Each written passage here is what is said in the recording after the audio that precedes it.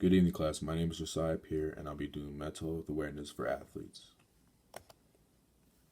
The common mind of an athlete. The reason why I have this photo here labeled as the common mind of an athlete is because when an athlete wants to be great in his or her career or future, they will deal with a lot of depression, stress, and anxiety on a daily basis or weekly basis. Mental health has been a huge concern for athletes in today's generation.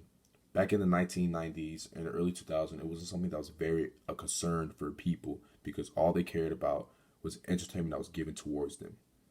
In contact sports, mainly in football or other sports in general, a lot of athletes suffer from numerous concussions and never had the proper treatment.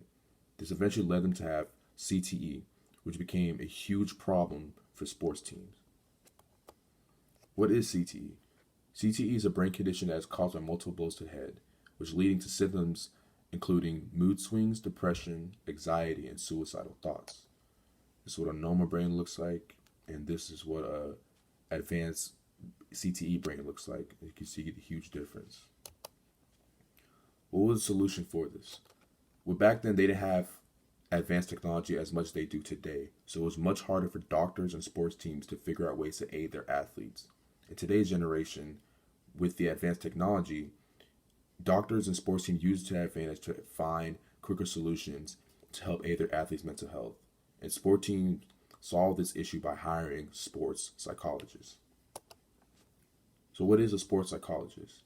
A sports psychologist's job is to aid an athlete's mental health to help them perform to the fullest potential in their athletic field.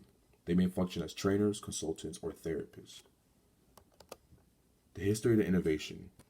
First, we have Coleman Griffith, or known as the father of psychology, in 1925. He was a sports psychologist for the Chicago Cubs in 1938, and his famous works are The Psychology of Coaching, Athletic, and its relations to athletic coaching. And then we have Robert M. Niederfer, who was the author of the famous book, The Inner Game. His work was mainly to focus on controlling the emotions and minimizing distractions for his or her athlete's career. And then we have Timothy Gallwey, who was a great author of Correlation. His work was very similar to Niederfer, but he took the Eastern and Western systems and tried to correlate them together to figure out a bigger solution that will help athletes' performance. As you can see, we have Coleman Griffith, Timothy Gallwey, and Dr. Robert M. Niederfer. The detailed example of the innovation. As you see, we have John F. Murray. John F. Murray was a clinical and sports psychologist and former international tennis professional. His education was at the University of Florida and was a class in 1988. He was also the creator of the Mental Performance Index, as known as the MPI statistics, which had great success in American football, especially the NFL, since he also was studying NFL teams and how they went about their whereabouts for their athletes. Through the improvement of our technology and studies, sports is the way it is because of this. And it has become a huge factor to us as human beings because the impact it has on us, the memories it brings, and the people it brings together.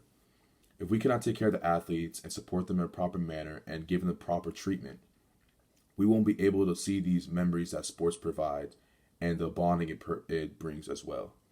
We would miss out on a lot of special opportunities that the athletics provides to us, which will be bad for society because athletics has done so much that has changed lives, changed the way we think, changed the way our emotions are.